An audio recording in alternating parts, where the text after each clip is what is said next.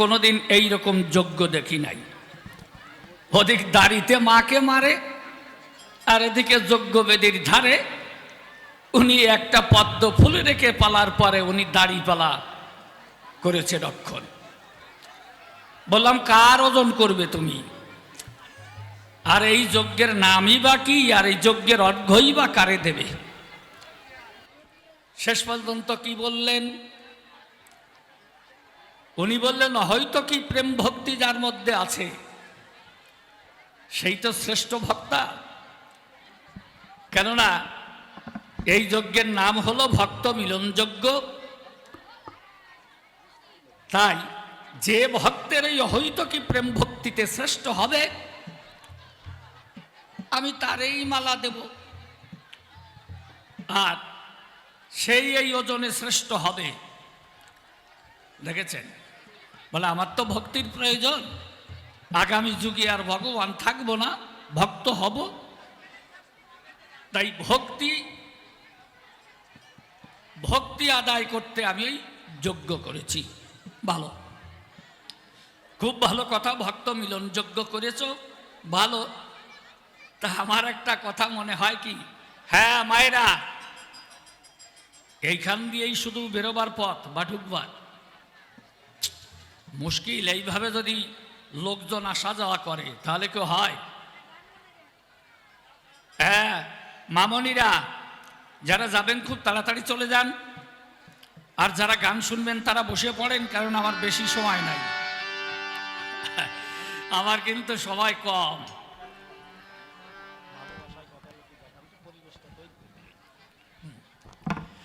এখন যা বুঝলাম, বললাম যে অর্ঘ্য কাকে দেবে, উনি শেষ পর্যন্ত গড়াতে গড়াতে গড়াতে একজন ওই দুটো ছেলে স্নান করতে যে গন্ডগোল করিছে, গন্ডগোল কইয়ে একজন কাজে শালা তুই ঘুকা, আর একজন মুখে কিছু না বলে ও যে ওইদের পিঠের পরে থুতু দিয়েছে, এক গাদা থুতু, তাই ওর পিঠির পরে দিয়েছে।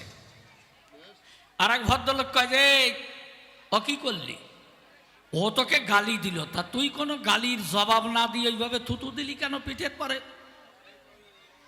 আর দিলি যদি, তা পিঠের পরে ওইখানে দিলি কেন? কয় ও তুমি বুঝবা না। বলে বুঝবো না কেন? বললে তো বুঝবো। কয় যে আমি যে জায়গায় দিছি ঠিকই দিছি, ওই গলাতে গলাতে জায়গা মতোই যাবে না। বুঝেছেন? গড়াতে গড়াতে জায়গা মতো যাবে না। তা ওনার অবস্থা তাই, উনি গড়াতে গড়াতে রাধারানীর কাছে আসছে। মানে যার সাথে যার খাতির, বোঝেন না? এক ভদ্রলোক নিজের বাড়ির পুকুর থেকে অনেক দিনের চাষ করা মাছ 8 কিলো ওজনের একটা রুই মাছ ধরেছে। দুটো ছেলে, ওই 2 ছেলেকে সঙ্গে করে উনি বেশ জাল নিয়ে ওই পুকুর থেকে, নিজের পুকুর থেকেই 8 কিলো ওজনের একটা রুই মাছ ধরেছে। ওই 2 ছেলে তো বগল বাজাচ্ছে। বড় ছেলে ভাবছে আমি ছেলেদের মধ্যে বড়, আমি তো খাবো রুই মাছের মুড়ো। আর ছোট যেটা, সে ভাবছে আমি সবার ছোট, ছেলেদের মধ্যে আমি ছোট, তাহলে দাদা সেও আমারে ভালোবাসে, ওই মাথা তো আর মা দাদারে দেবে না, আমারই দেবে। 3 বাপ বেটা একসাথে খেতে বসছে, তাই 2 ছেলেই বগল বাজাচ্ছে। বড় ছেলে ভাবে আমি বড়, আমি খাবো রুই মাছের মুড়ো। ছোটটা ভাবে যে আমি সবার প্রিয়, আমাকেই দেবে। ওরা তো খাচ্ছে আর মার দিকে চাচ্ছে। মা একটা থালায় করে এই রুই মাছের মাথা, সে খাসির মাথার মতো ওই রকম আর কি ধরে ওদের দিকে আসছে। ছোটটা তো এই বগল বাজাচ্ছে, বড়টাও বগল বাজাচ্ছে। কিন্তু মা কি করেছে, মা কিন্তু এনে রুই মাছের মাথা ওর বাবার পাতে দিয়ে দিয়েছে। যেই বাবার পাতে দিয়েছে, ও চমকে উঠে বড়টা ছোটটার দিকে তাকায়, আর ছোটটা বড়টার দিকে তাকাইয়ে ইশারা দেয়। মানে দাদারে কয় কি রে দাদা, কি হলো? বড়টা কয় যে ওই তোরে ভাই, বুঝতে পারিস না, ও যার সাথে যার খাতে যার সাথে যার খাতে, তার রাধা রানীরে তুমি এই যজ্ঞের অর্ঘ্য দেবা, তো তো যার সাথে যার খাতের, তো বৃন্দাবনে তো তোমার দিয়াই হয়ে গেছে। কি বাবা, দিয়া হয়ে গেছে না?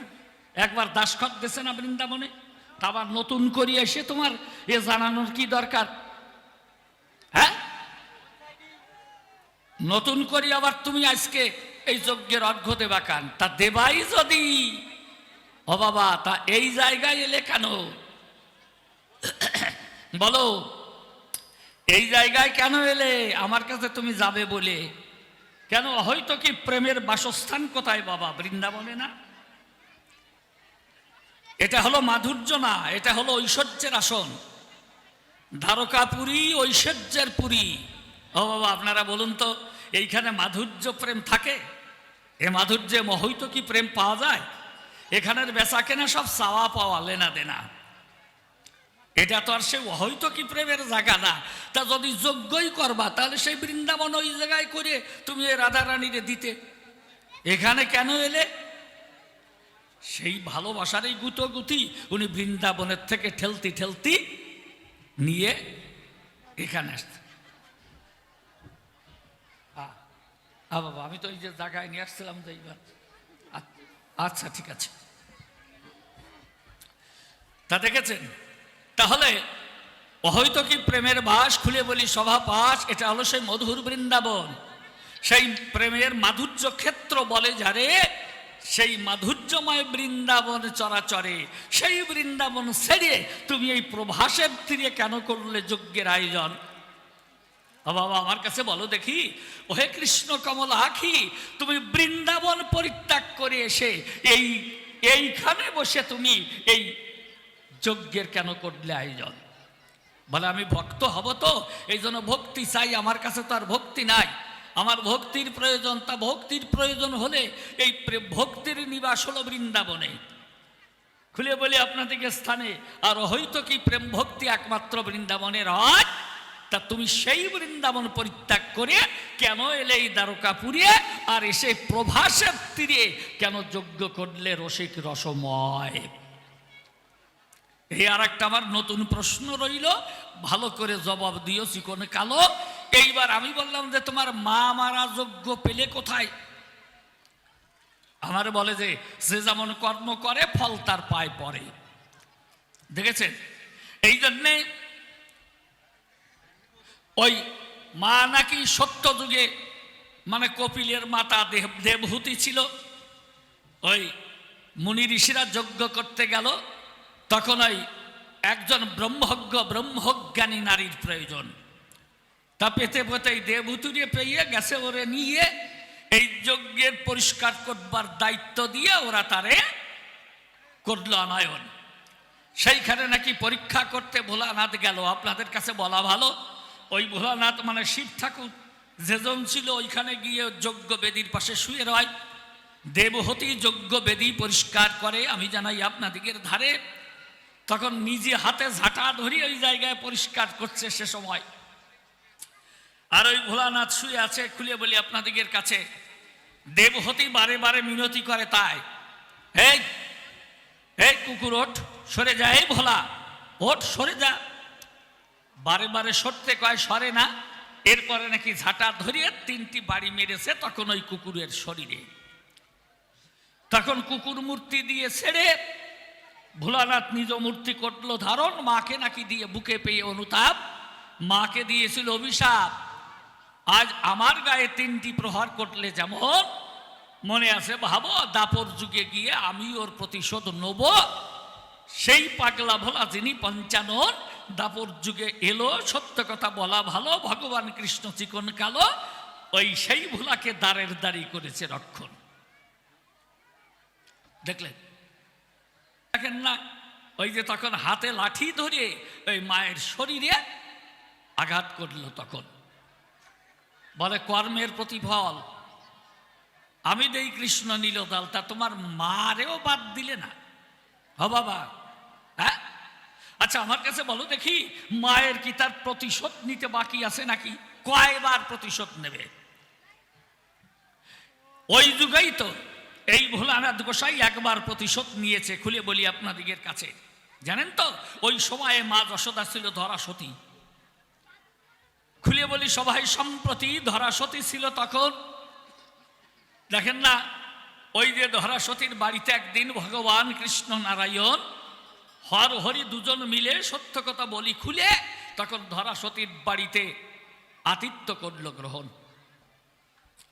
যখন অতিথি হয়ে গেল, ধরা সতী বড় দিন দুঃখিনী, বুঝে নিবেন আমার প্রাণের বাণী। তা তখনই এই ভিক্ষা করতে গিয়েছিল মা ধরা, তখন ভিক্ষা করবার তরে তখন গিয়েছিল প্রতিবেশীর দ্বারে দ্বারে। প্রতিবেশীরা বলে তারে, এই নিত্য মারার খড়ি কে দেয় বলো দেখি, এখন তুমি নীতি নীতি ভিক্ষা করো, ধরো আমাদের কথা ধরো, আর কত তন্ডুল দিতে পারি তোমায়। প্রতিবেশীরা এরকম বলল যখন, শেষ পর্যন্ত মরুয়ার তরে মা ধরা সতী তখন যাচ্ছিল নদীর নীরে। এমন সময় সে দেখতে পারে 3 রাস্তার মোড়ে এক দোকানি দোকান পেতে বসে রয়। তখন ওই দোকানিকে দেখতে পেল মা ধরা, তখন গিয়ে বলেছিল, ও দোকানি, তোমার কাছে করি নিবেদন, অতিথি এসেছে আমার দ্বারে, অতিথি সৎকার করবার তরে তন্ডুলাদি আমার গৃহে আমার ঘরে নাইকো কখন, তুমি আমার কথা লাও, আমাকে কিছু তন্ডুল বাকি দাও। আমার স্বামী ভিক্ষা করতে করেছে গমন, আমার স্বামী ফিরে এলে পরে শোধ দিয়ে যাব পরে। দোকানি বলে তারে, তা হবে না কখন, আমি তোমাকে তন্ডুল দিতে পারি বলি তোমার বরাবরই। শোনো হে নারী, এমন একটা জিনিস তোমার কাছে রয়, সেই জিনিস আমাকে দিলে পরে আমি ওই তন্ডুল দিতে পারি তোমারে। বলে আমি দিন দুঃখিনী নারী, এমন কি আমার ঘরে রয়? বলে হ্যাঁ, পরম সম্পদ আছে তোমার কাছে, এই জন্যে তোমার কাছে বলি পাছে, যদি তোমার স্তন কেটে দিতে পারো আমায়, স্তন কেটে দিলে পরে আমি তন্ডুল ভিক্ষা দেবো তোমারে। দেখেছেন, ধরা সতী মনে চিন্তা করে, আমার এই নশ্বর দেহ একদিন তো শৃগাল কুকুরে ছিঁড়ে খাবে সুনিশ্চয়।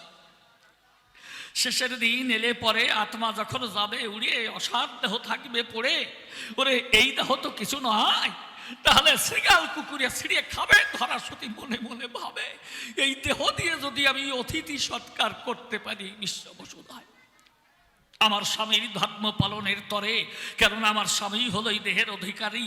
এই জন্যে চিন্তা করে ধরা সতী নারী, বলে এই দেহ দিয়ে যদি আমি অতিথি সেবা করতে পারি, স্বামীর ধর্ম পালন করতে পারি বসুধায়, আমার মনে আছে ভাবো, এই নশ্বর দেহ না হয় আমি কেটে দেবো, তাতে যদি আমার ঘরে অতিথি রূপে নারায়ণ সেবা হয়। বলেছে, ও দোকানি, আমার কথা লাও, তাহলে তুমি প্লেট আর ছুরি আমার হাতে দাও। প্লেট ছুরি দিয়ে কিন্তু এই দোকানি অবাক হয়ে তাকিয়ে রয়। যখনই দোকানি হাতে ওই প্লেট ছুরি দিয়েছিল, হা কৃষ্ণ বলে ধরা রক্ষিকল ভরে উঠেছে জলে। হা কৃষ্ণ বলে যখন ওই ছুরি হাতে তুলে লয়, হা গোবিন্দ দয়াময় বলে এইভাবে ছুরি তুলে ওরে বলে, আমার চোখে যেন জল ধরে না সময়, ঠাকুর তুমি আমার কথা নিও, আমাকে সইবার শক্তি দিও, এই বলে তখন এই বাম স্তনে ওই ছুরি বাঁধায়। দেখেছেন, বলি আপনাদেরকে স্থান ভাবে আমার এই স্তন তো স্বামীকে করেছি দান, এখনো আমার হয়নি সন্তান, এই জন্য এই স্তন যদি কেটে দিতে পারি অতিথি সেবায়, নিজে হাতে ছুরি ধরিয়ে তখন স্তন কেটে রেখে থালার উপরে ওই দোকানির হাতে তুলে দেয়। দেখেছেন, দেখে কি, দেখে অন্য আখিতে যে স্তন কেটেছে সে আখিতে নয়, অন্য আখিতে জল ধরছে।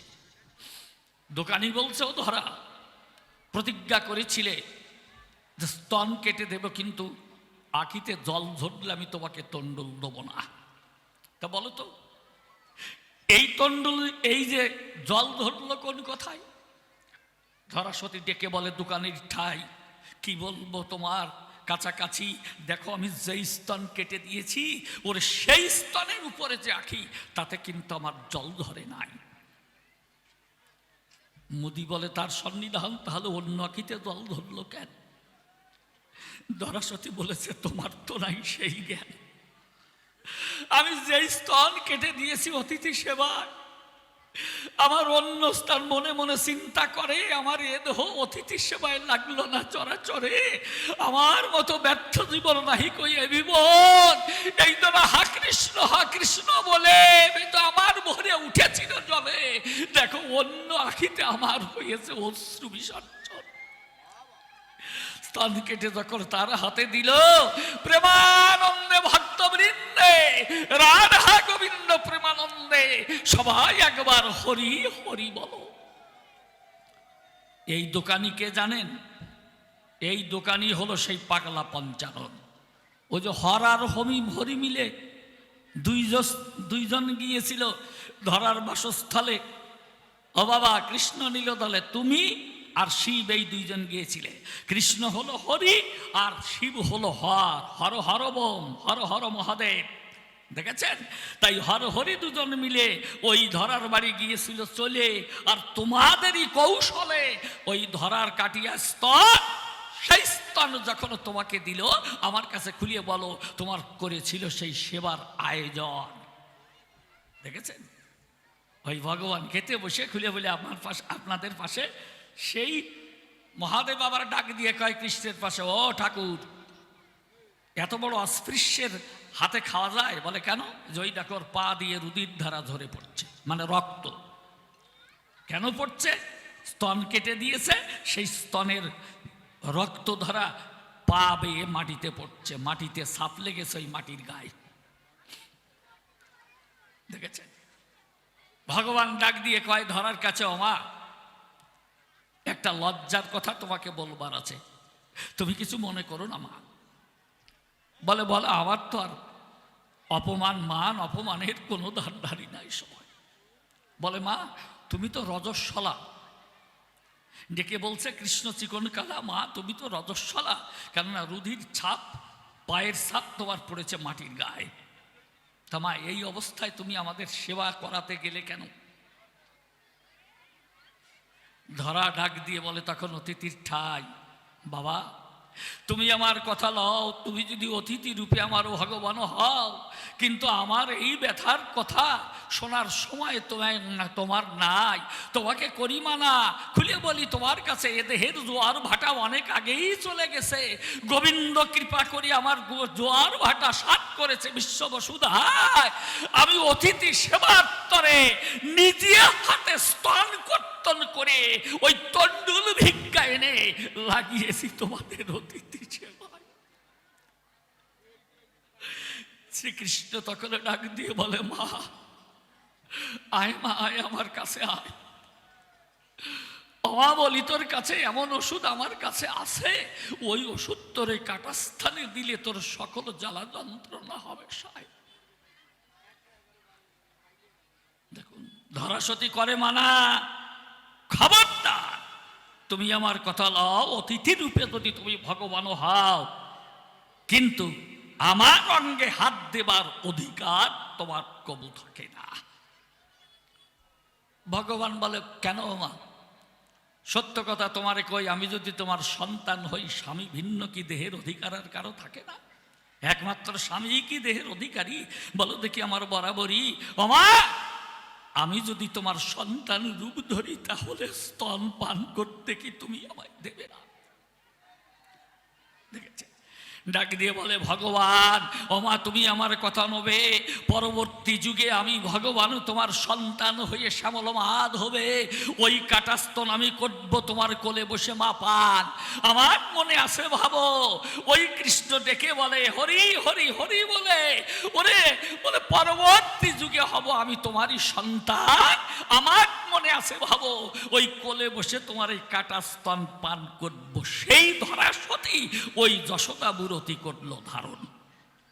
প্রতিশোধ ফাও কথা বলার আর জায়গা পাও না, তাই না ভগবান? হ্যাঁ, কেটে দিয়ে দিয়ে দিয়ে দেখেছ? এই ধরাসতী যে স্তন কেটে দিয়ে তোমাকে সন্তান রূপে পায়। হ্যাঁ, না খাইওর বেটা, তুমি জনম্বরী ওই যশোদার কোলে বসে খিটনুবানি ননিসানা একবার খপ খপ করে খাও। দেখেছেন, না খেয়ের বেটা না খাইও। এইভাবে খেলে এখন আমার কাছে সব তুমি ভুলে গেলে। এইবার শিব রে নাকি দাড়ি বানালিয়ে, আর সেই শিব লাঠি ধরিয়ে বাড়ি মারছে মায়ের গায়ে। কেন? ওই মেয়ে একবার স্তন কেটে দিয়েছে না? এইরকম পরীক্ষা তুমি দিয়েছ? বলো, কোনদিন কেউ দিয়েছে? বাবা বলতে পারে না আমায় যে কোন নারী অতিথি সেবার দেবার তরে নিজের স্তন কেটে দিতে পারে? বাবা, তোমার নিষ্ঠুরত্বের চরণে আবারও প্রণাম জানাই এ সময়। বাহ, তুমি ভগবান কৃষ্ণ ঘনশ্যাম, তোমাকে আরো দিলাম কোটি কোটি প্রণাম। তুমি নাকি ভক্তের ভগবান, এই নাকি তার প্রমাণ এই বিশ্ববসুধায়। তুমি আমার কথা নিও, এইবার ভালো করে জবাব দিও। আমার কয় যে আমি একটা প্রশ্ন করিয়ে গেলাম, তুমি বিয়ে করো নাই কেন? বিয়ে করবো কেন? কয় যে কেউ তোমার ওই ইটি আছে নাকি, বোঝেন? ওরে কি কয়, এইভাবে প্রেম তো সাতা করিও নাই, বুঝিও না। কি কয়, তোমার কোনো প্রেমিকা ট্রেমিকা আছে নাকি এরকম, বা ঠিক করা ছিল নাকি যে স্যাক খাইছো? স্যাক তোমার মতো আমি নাকি? তুমি স্যাক খেতে খেতে আর ঠ্যাক দিতে দিতে তুমি এই পর্যন্ত আইছো। বাবা, মনে নাই বৃন্দাবনের কথা? আমি জানি না, তুমি চিনি না তোমারে? আমার কাছে আছে নাকি? হ্যাঁ, ছিল একজন মনে মনে, তবে ঠিক করা ছিল না। আমার একটা ইচ্ছা ছিল যে বিয়ে করব তোমার শাশুড়ি দিয়ে। হ্যাঁ, ভীষণ ইচ্ছে ছিল যে আমি ওনার শাশুড়ি দিয়ে বিয়ে করব। তা এইবার তুমি কও, আমার এই ভয়তে তুমি বিয়ে করলে না, নাকি তুমি কেন বিয়ে করো নাই? সেইটা কই, আমারে কেন বিয়ে করতে দিলে না? তুমি বিয়ে করবা, তোমার শ্বশুরি হবে, আমি তোমার সেই শাশুড়ি দিয়ে বিয়ে করব। তা তুমি কেন আমারে বিয়ে করতে দিলে না? বলো। এ যতগুলো যা দেখেন, ওনার বিয়ে করা বউ একটাও না। কি মিথ্যা বলেছি? বৃন্দাবনের রাধারানী, অষ্টসখী, এগুলো কেউ ওনার বিয়ে করে না। বিয়ে তো করে না। আচ্ছা, গেল। এই যে দ্বারকায় 16,108 জন, কি দেবো নিদর্শন, এরা কিন্তু ওনার নিজের বউ না, উনি প্রতিপালন করে। দেখেছেন, এদের একটা ওনার বিবাহিত পত্নী না। তাহলে এইবার কও, তুমি কেন বিয়ে করলে না? তুমি বিয়ে করলে না, তোমার শাশুড়িও হলো না, আমিও বিয়ে করতে পারলাম না। এই যে তোমার জবাব দিলাম। হয়েছে, যাক, এইবার ছোট্ট একখানা গান গেয়ে, এই যে মাত্র দুটি প্রশ্ন দিয়ে আমার কিন্তু প্রশ্ন দুই কান হয়ে গেছে। উনি কেন নিজে বিয়ে করে নাই? এই নিজে বিয়ে করা বউ নিয়ে সংসার কেন করে নাই? শাশুড়ি কেন বানায় নাই? আমারে কেন বিয়ে করতে দেয় নাই? এই আমার প্রশ্ন রইল।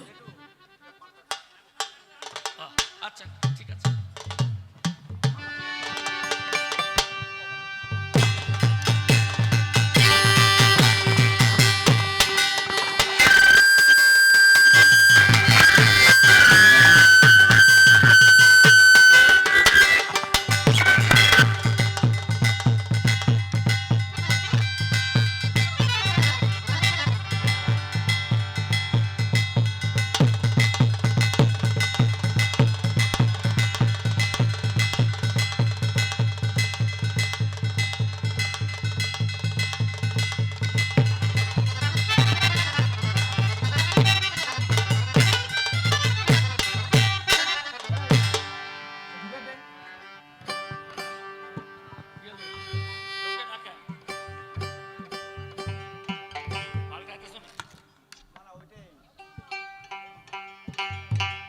ব্যাপার সেটা বাংলায় জবাব দেবো না ইংরেজিতে জবাব দেবো?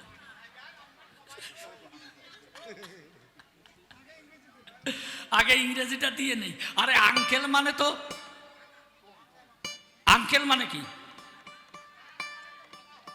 খালি কাকা, আর কিছু না? কাকা, মামা, জ্যাঠা, খুড়ো, খুড়ি, তাই তো?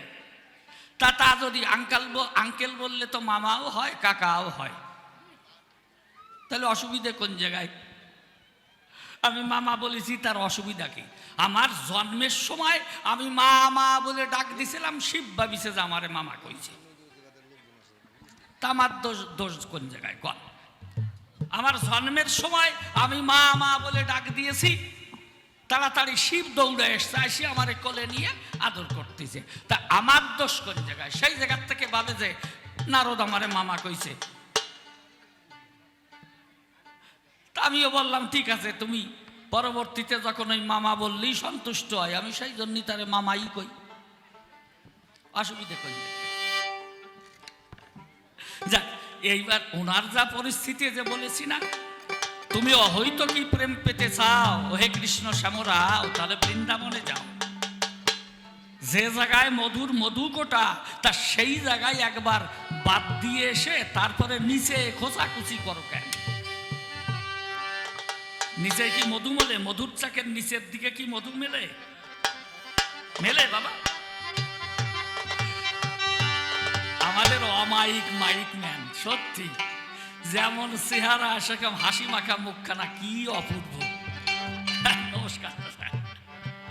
না সত্যি ভালো, মাইকও যেমন ভালো, আর মাইক ম্যানও তেমনি অমায়িক, তাই না? যাক, খুব ভালো লাগে চাইলে ওনার দিক। এইবার তাহলে আমি গানের দিকে যাই। ছ্যাঁকা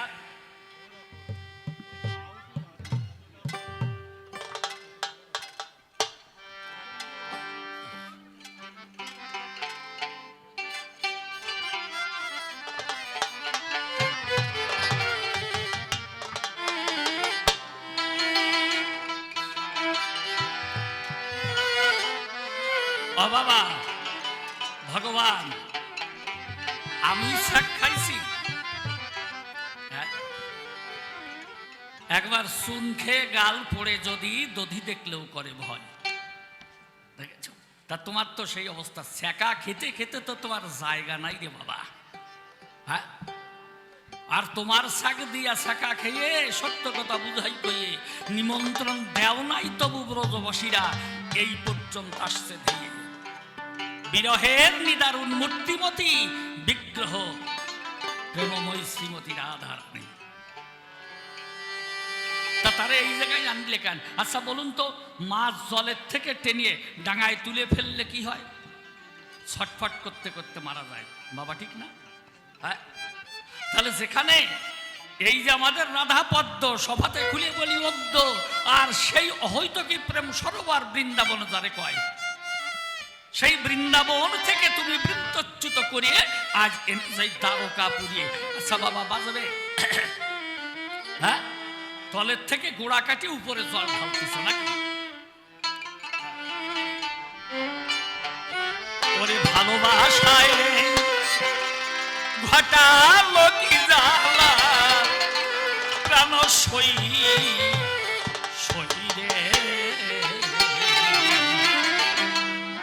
কার গলায় পরাবো ফুলের মালা।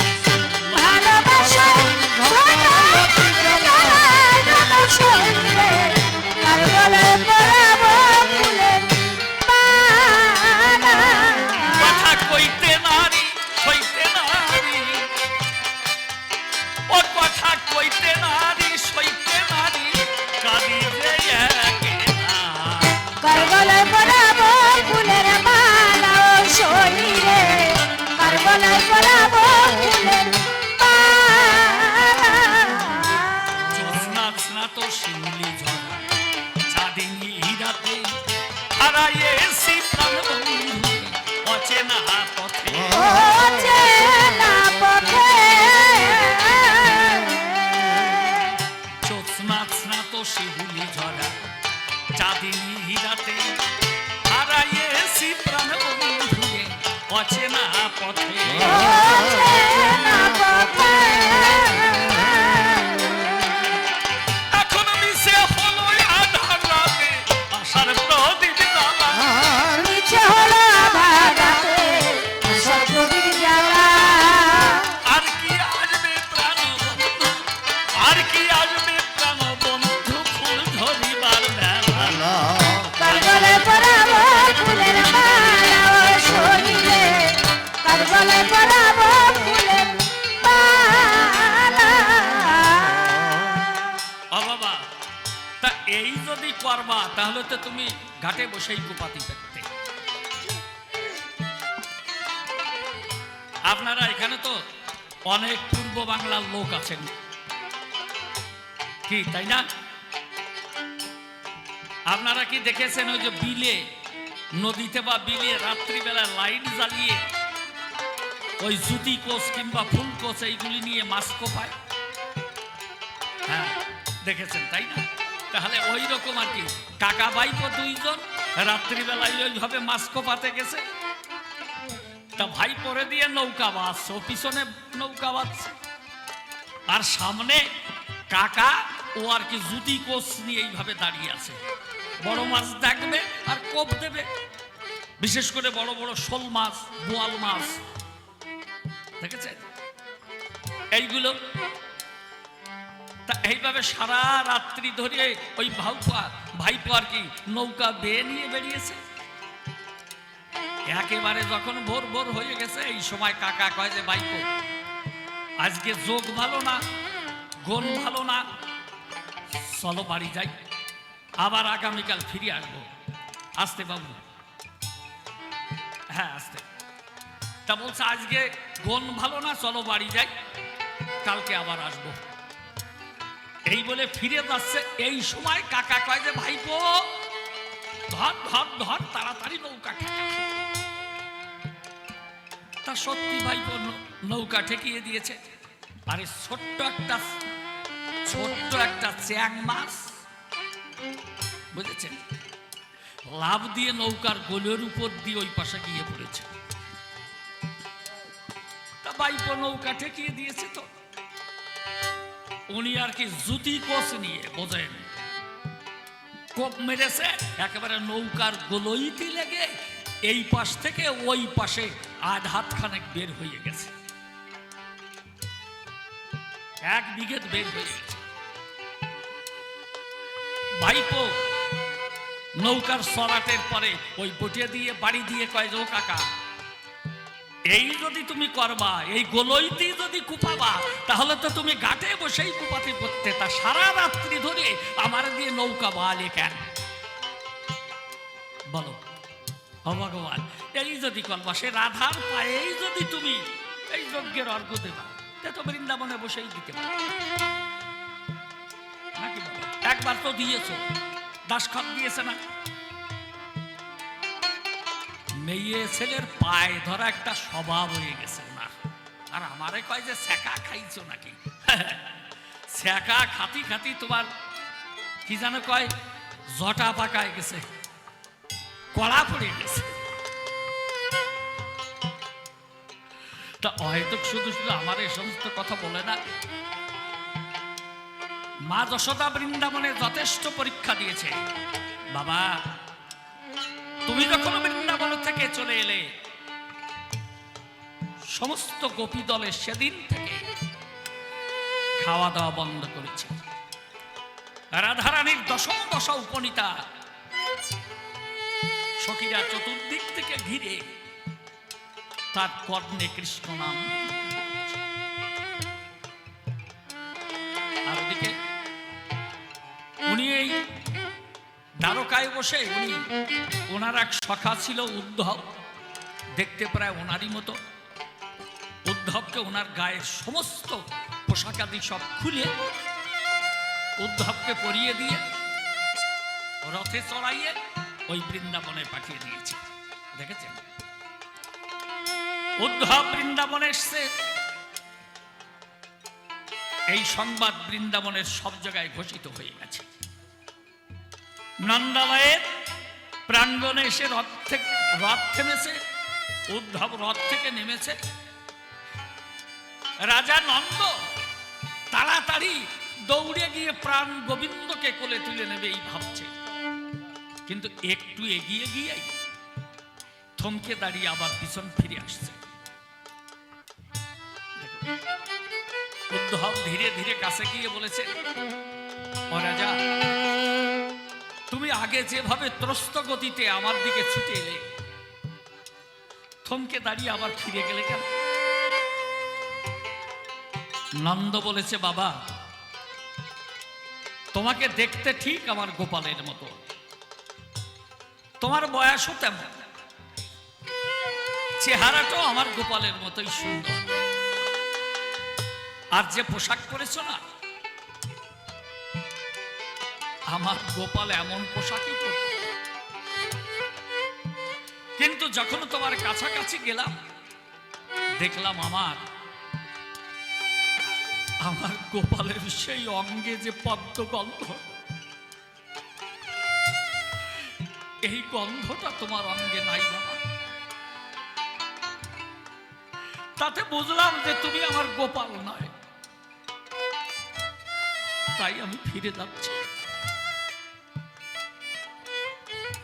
নন্দরাজা মাথা নিচু করে দর বিদলিত ধারে অশ্রু বিসর্জন করছে।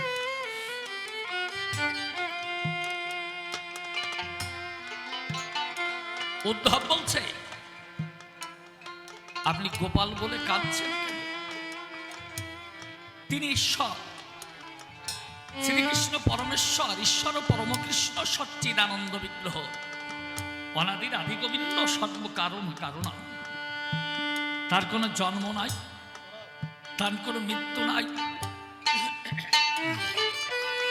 তার আপন নাই, পর নাই। না মাতা না পিতা তস্য, ন ভ্রাতা না সুতাদয়, নাত্মীয় না পরশ্চাতি, ন জন্ম এবচ। দেখেছে?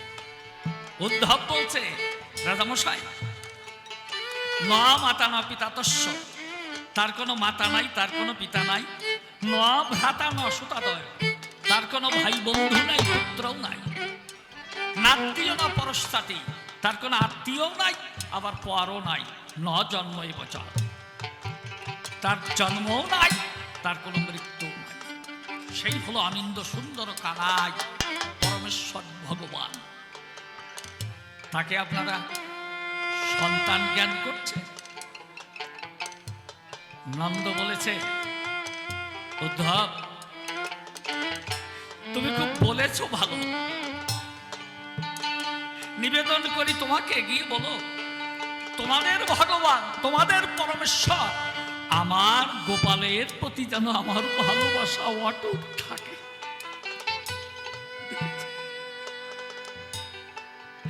বলে তোমাদের ভগবান আমার গোপালের প্রতি আমার যেন এই ভালোবাসা অটুট থাকে। দেখুন, বলে এসো, তুমি তো আমার অতিথি। তা ঘরে নিয়ে গেছে, দেখেছে, আঘাত পেয়েও করি জ্ঞানে এই ভালোবাসার গান, তবু তো ফুরালো নাম ব্যথার উপাখ্যা।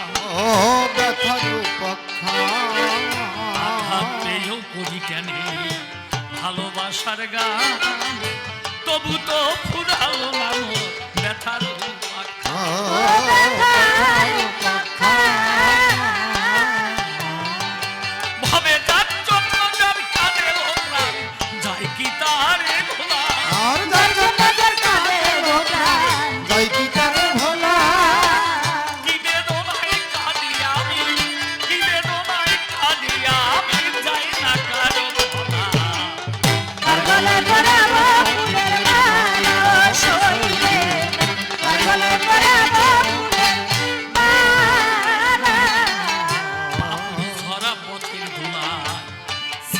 শতদল বাজে কানে কে জ্ঞান কর, চল রে এবার চল রে।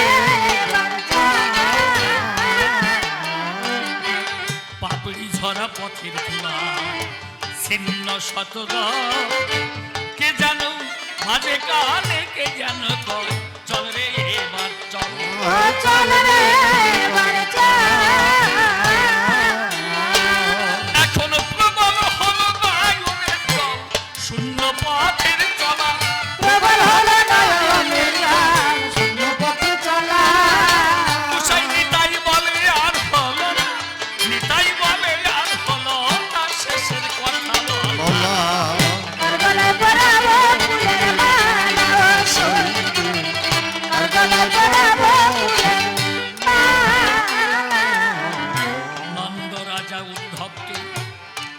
সঙ্গে ধরে নিল, রাজবাড়ির এই প্রবেশ দ্বারে যখনই পৌঁছাল, ধীরে ধীরে অন্তঃপুরে দিল দর্শন, চতুর্দিকে উদ্ধব তখন করে পরিভ্রমণ।